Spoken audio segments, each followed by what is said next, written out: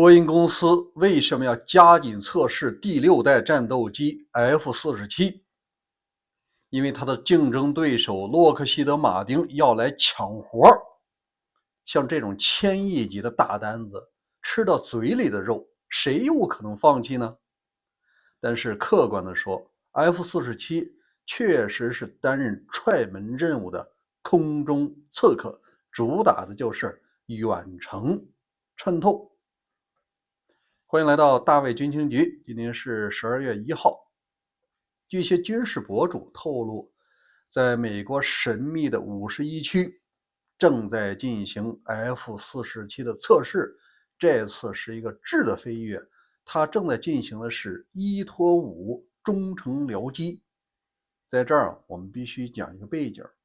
美国的6代机有2个，一个是波音公司的这个 F-47，就是今天咱们故事的主角，实际上还有一个呢，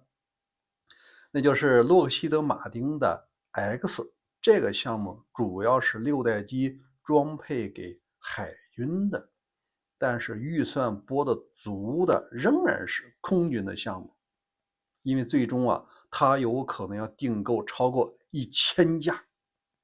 你想1-2亿的单子，1000架，这就是数亿的生意。那为什么最近突然加紧测试了呢？那就是负责海军项目的不知足了。这个洛克希德马丁公司，他向美国国防部提了一个替代方案，实际上就是要截胡。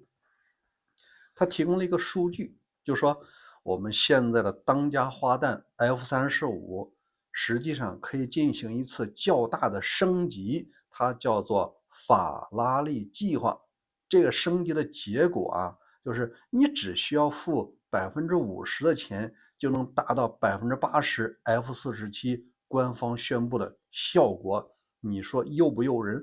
实际上这就是一个钱和技术如何平衡的问题。你当然说从这个技术上讲 F-47肯定碾压这个升级版的 F-35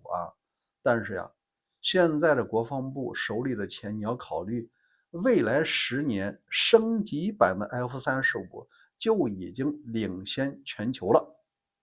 在这儿对于国防部或者是川普总统，就要考虑到底是想要短期利益还是长期利益的问题了。那这时候波音公司当然要加紧测试，要做出成绩，避免吃了一半的鸭子再飞到别人嘴里去。在这儿呢，我们必须说一下 F-47它有5大项目。目前来看，这个 F-35你只能看人家的尾灯。第一项，它的航程更远，达到了半径2000公里。第二呢，就是它的这个速度超过了 F-35，它达到了2马赫。这是作为6代机最基本入门的功能。那第二个更加重要，就是它的隐身呢是全频谱的隐身。这种隐身性能不仅仅是这个气动布局和这个涂层的事儿，还有其他的一些安排。第三个也是相当重要，这个 F-35再升级也无法做到。它实际上是一个中继节点，它对于战场的态势感知是集合了海陆空天电磁综合的系统。第四个，这个是典型的6代机的功能，它能实现 AI 和1:5中程僚机，也就是一个有人机出去，它周围有5台的无人机。这无人机它能实现什么功能呢？前期探测，有危险先把你击落了，它能扮演牺牲者的角色。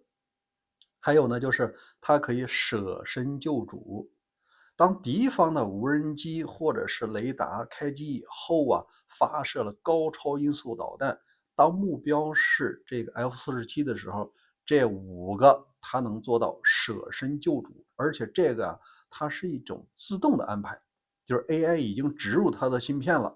当危险来袭，咱这哥5个谁先谁后，咱要去挡导弹。这个功能F-35无法做到。最后一个也是非常重要的一点，六代机必备，它不仅仅配备 F-35、F-22现在装备的空对空、空对地的导弹，它更多装备的是定向能武器。这个咱们在前几期节目已经讲过了，主要是两个方面，一个呢是激光武器，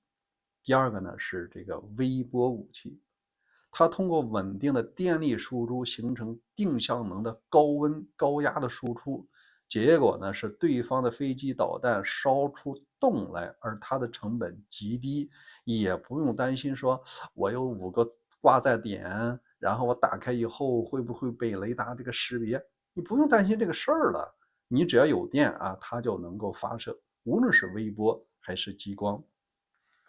所以这个结局啊，我们大概已经预测到了。目前空军的参谋长，包括一些空军的这个高层啊，已经明确放出话来，我们还是想要 F-47，我们不想要你那改进版的这个 F-35。为什么呢？是因为他提到，虽然说目前的10年内美军的6代机能够碾压全球，但你得考虑什么呀？长远的话题，比方说10年以后呢，像俄罗斯、中国、欧洲、日本啊，他们实际上也都在研发属于自己的6代机。你比方说中文市场里，它有很多这种6代机试飞的镜头，这个时候它只要飞的是原型机，中共它已经在测试了，而美军呢稍微领先了一步，它原型机 OK 了，现在正在测试什么呀？AI 系统管理下的无人机的匹配的问题了。所以6代机的这个竞争啊，一直会持续下去。我比较赞同空军的观点，别要那种升级版本，省那钱啊，可能在长远里你要花更多的钱和时间精力去追赶。在这儿呢，我想问一下大家啊，像这种6代机，您觉得它多少钱一架才是合适的？最后呢，我另外的节目《大卫观点》今天讲到了现任的国防部长海克塞斯，他正处在一个舆论的暴风中心，因为在11月28号，《华盛顿邮报》抛出了一个惊天大新闻，这小海部长可能深陷这个官司。您知道啊，战争罪最高可以判无期徒刑，甚至是坐电椅的呀。如果说《华盛顿邮报》这次把小海拉下马，他等于又复刻了当时把尼克松总统因为水门事件辞职的戏码，说明啊，《华盛顿邮报》仍然是美军或者是美国媒体中的中坚力量。如果您对这件事感兴趣，请关注大卫观点、军情局和观点这2个栏目，咱们每天都会更新，欢迎您打开小铃铛，咱们明天见。